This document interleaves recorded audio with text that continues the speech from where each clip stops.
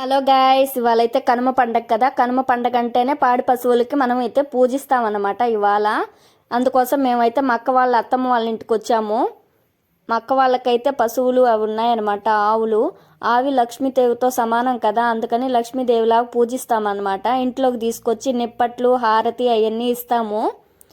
అందుకోసమనైతే ఆవునైతే ఇంటికి అడిగి తీసుకొచ్చారు.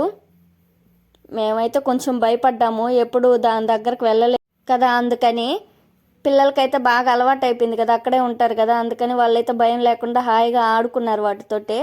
హారతి ఇచ్చేసిన తర్వాత అయితే మనము పొంగల్లో కుంకుమ కలిపి అయితే ఆవు మీద చల్లుతామన్నమాట. ఆవు మీద చల్లేటప్పుడు చల్లే వ్యక్తి మీద నల్లేరుకాయతో అయితే కొడతారు. అది కూడా మీకు చూపిస్తాను. మా వీడియో కానీ మొదటిసారి చూస్తుంటే మా ఛానల్ని అయితే సబ్స్క్రైబ్ చేసుకోండి. చూడండి, మా మామయ్య అయితే చల్లుతూ ఉన్నారు, మా అత్తమ్మ కొడుతూ ఉంది. తర్వాత మేము ఏం చేసామో నెక్స్ట్ వీడియోలో పెడతాను. ఓకే, బాయ్ ఫ్రెండ్స్, మళ్ళీ కలుద్దాం.